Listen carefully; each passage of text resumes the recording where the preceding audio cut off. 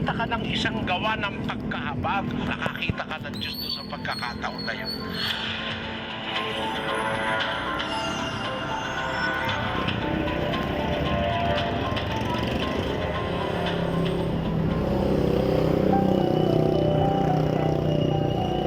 Unang Juan 3:17-18. Datapwat ang sinumang mayroong mga pag-aari sa sanglibutan ito at nakikita ang kanyang kapatid na nangangailangan at dooy ipagkait ang kanyang awa, paanong mananahan ang pag-ibig ng Diyos sa kanya?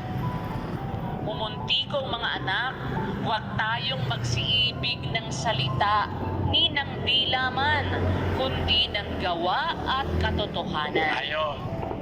Bayo palang pagkakait ng awa na pwede mo namang gawin, ibig sabihin nun, hindi nananahan ang pag-ibig ng Diyos sa'yo.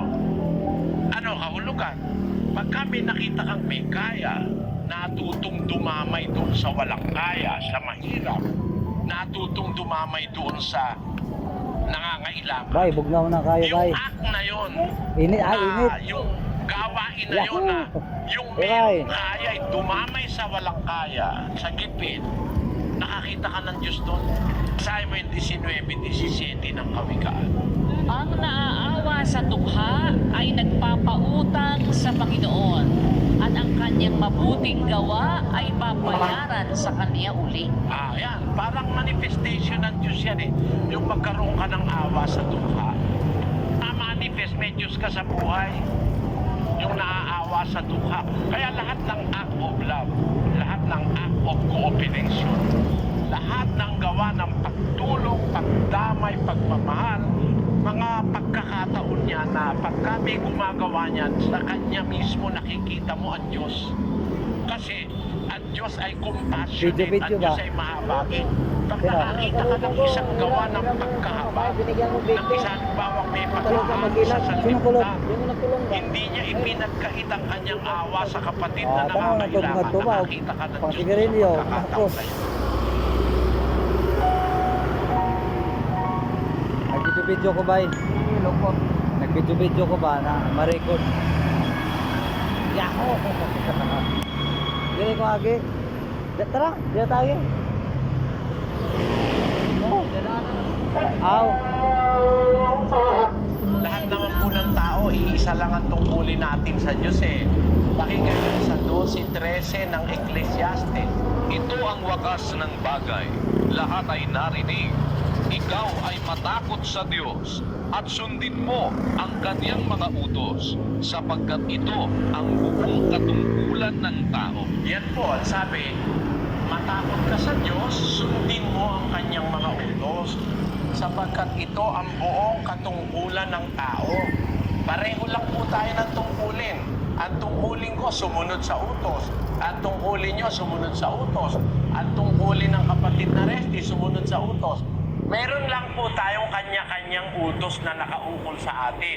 Halimbawa, ikaw ay isang ama ng tahanan, may utos para sa'yo. Halimbawa, isa kang ina, may utos para sa'yo. Kung anak ka naman, may utos din para sa'yo. Yan ang tutungkulin natin samantala tayo nasa mundo. Kung nakasunod tayo sa utos ng Diyos, maghihintay na tayo sa Diyos, makakarating tayo sa langit. At doon tayo magkakaroon ng buhay na walang hanggan. Yan po ang pinakalundo o pinupuntahan ng ating tungkulin na sumunod sa utos ng Diyos. Isa pa nating tungkulin yung paggawa natin ng kabutihan sa Diyos at sa kapwa. Sa 2:10 ng Efeso, ganito nakasulat. Sapagkat tayo'y kanyang gawa, na nilalang kay Kristo Jesus para sa mabubuting gawa na mga inihanda ng Diyos ng una upang siya nating lakaran. Ayon, tayo ang wika ay ginawa niya para sa mabubuting gawa. Alam niyo, kaya maraming tao ngayong napapahama kasi ang ginagawa nila mali, hindi mabuti. Kung alin yung masama, yun ang gustong gawin ng tao. Pero ang sabi ng Biblia, tayo nilalang para sa mabubuting gawa. Na ito ang mga inihanda ng Diyos ng una upang siya nating lakaran, sabi ng Biblia. Yan po kapatid ang ating tungkulin. Kaya halimbawa, kayo, siguro kung kayo may anak o may asawa o may pamilya, kailangan kayong makagawa ng mabuti. Una sa Diyos, ikalawa sa pamilya. Yan. Nakakaganap kayo ng inyong tungkulin kung sumusunod kayo sa Panginoon. Ano ba yung mga utos? Halimbawa, utos ng Diyos, sumamba ka sa Kanya, magpuri ka, manalangin ka. Utos ng Diyos na ikaw ay manalangin, umaga, gabi. Yan nga po ang aming ipinag-aanyaya sa mga tao para mapakinggan nila yung mga kautusan. Kasi yung po ang kautusan, kailangan po natin sundin yun eh. Sa 28:20, ang sabi ng ating Panginoong Jesus, ganito. Na ituro ninyo sa kanila na kanilang ganapin ang lahat ng mga bagay na iniutos ko sa inyo.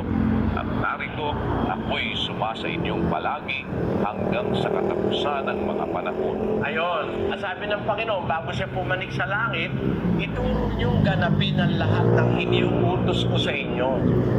Teaching them to observe all things whatsoever I have commanded you. So yung mga commandments, yung kautusan, utos ng Diyos, talagang tungkulin natin na yun ay sundin. Yan po ang ating tungkulin.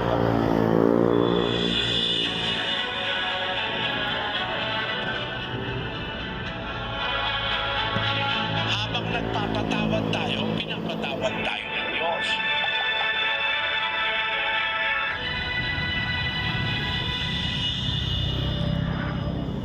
At Diyos nagpapatawad at utos niya sa atin, magpatawaran din tayo.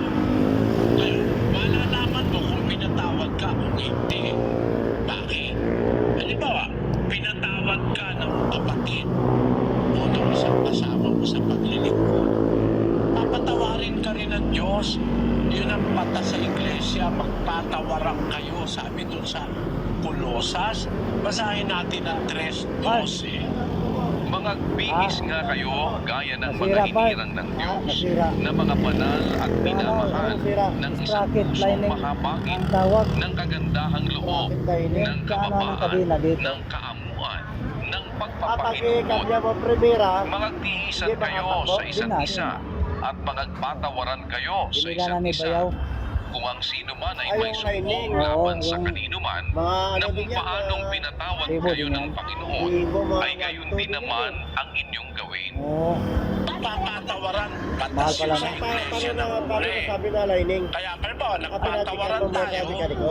Sinabi ko kay Bayaw, sabi ko, di na pagka tumakbo. nagpatawad ka, nagpatawaran kayo. Umuugong-ugong Kaya na alam lang. nyo na pinatawad Oo, kayo ng Diyos. Dapat alam mo yun. Dapat pag Kasi primera utos mo, niya, pag pinatawad Wala mo, na, may papatawarin ka rin niya. Kasi Sa siguro dati 14 ng wala na. Mateo. Wala na. Sapagkat kung ipatawad tawag ninyo na. sa mga tao ang Bali, kanilang ano yun? mga kasalanan, lining, ay patatawarin naman Oo. kayo ng inyong Ama sa kalangitan. Ano daw eh?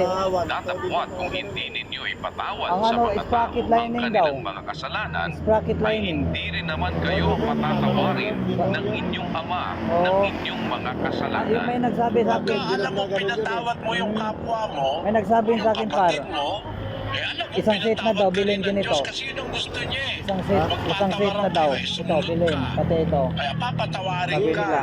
ng Ama. Alam mo na pinatawad ka. Kasi nagpatawad ka rin eh. Oo.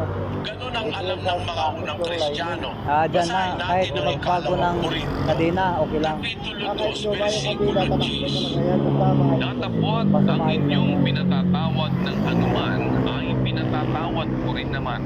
Sapagkat ang aking ipinatawad Isang naman, linggo na yata ako kung nag... ako'y nagpapatawad ng anuman, ay dahil Ikaw sa inyo, ginagawa.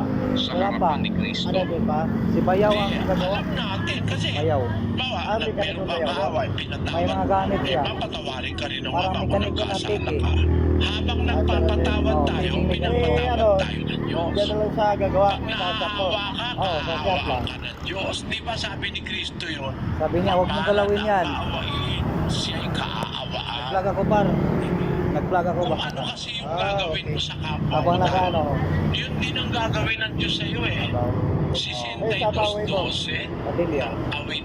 Sa iyo naman, Ayun, O pagkatapos nito. Panginoon, Lagi, ginabi ka. bukol ang kagandahang loob, Oo. sapagkat ikaw ay nagbabayad sa bawat tao Andyan si Giovanni ayon doon, no? sa kanyang gawa. Kaya pag Ayun na kami naawa nagsara. naawa rin siya dun sa naawa. tayo, no? Oo. Pag nagpatawad yung tao sa kapwa, May papatawarin umabol, niya eh. rin yung nagpatawad. Oo. Yun ang batas eh.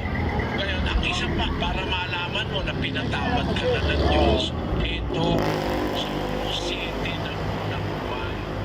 Ngunit kung tayo'y nagsisilakan sa liwanag, na gaya niyang nasa liwanag, ay may pakikisama tayo sa isa't isa at nililinis tayo ng dugo ni Jesus na kanyang anak sa lahat ng kasalanan. Oo. Kung sinasabi nating tayo'y walang kasalanan, ay ating dinadaya ang ating sarili. Lima na At ang yata. katotohanan Lima ay na. wala sa atin. Kung ipinahahayag natin ang ating mga kasalanan, ay Putol-putol yung tapat biyahe at ko. banal siya Oo. na tayo'y Punuan na makakawain eh. sa ating mga kasalanan at tayo'y lilinisin sa lahat ng kalikuan. Pagka ikaw ay nalinis, ibig sabihin, hindi mo na Hindi inuulit yata yung nabuksan yun, kasalanan. Hindi pa. Napatawad ka na. Nakatagalan. Pag nagtagumpay ka na, malinis ka na doon Oo, sa delikado, kasalanan, no? hindi mo na ginagawa uli. Ibig sabihin, napatawad ka na Hindi ng mo na lang Diyos. pinakialaman. Kaya lang ang kahilingan ng Diyos, Baka ipahayag mo maano pa. yung kasalanan mo. Eh, kanino mo ipapahayag? 32:5 ng awit, pakinggan mo. Aking kinilala ang aking kasalanan sa iyo, at ang aking kasamaan ay hindi ko ikinubli. Aking sinabi, aking Okay lang, ipahahayag ang aking Salamat. pagsalansang sa Panginoon, at iyong ipinatawad ang kasamaan ng Oo, aking ambon. kasalanan. Maliwanag, Pero okay lang papahayag mo sa Panginoon. Pahayag mo sa Diyos, tanggapin dito mo na mag-vlog. nagkasala ka, Sa humingi YouTube ka mo ng ba, YouTube? kapatawaran. Sabi, aking Lagyan mo ng pahayag ang ano, aking yung YouTube mo. pagsalansang sa Panginoon. Channel mo. At iyong Lagyan mo ng mga ipinatawad video ang sa kasamaan ng aking kasalanan. Kaya alam mo eh, na pinatawad ka eh. Pag halimbawa, Hindi ko kinumpisan mo sa YouTube ka Diyos, na, yun na yun, nanalangin channel mo. ka, humingi ka ng tawad. Tapos lilinisin ka niya. Pagka hindi mo na ginagawa uli, ibig sabihin Katuwaan lang ba? napatawad yung kasalanan na yun. Eh, sa YouTube marami. Nalinis ka na, no? Doon, eh, no? Marami na in-upload. Mga followers. Oo, mga 150 yata. Ay, hindi, wala bang 150. Ay, ito, tapos na oh. Mga nagpa-followers. Tapos na.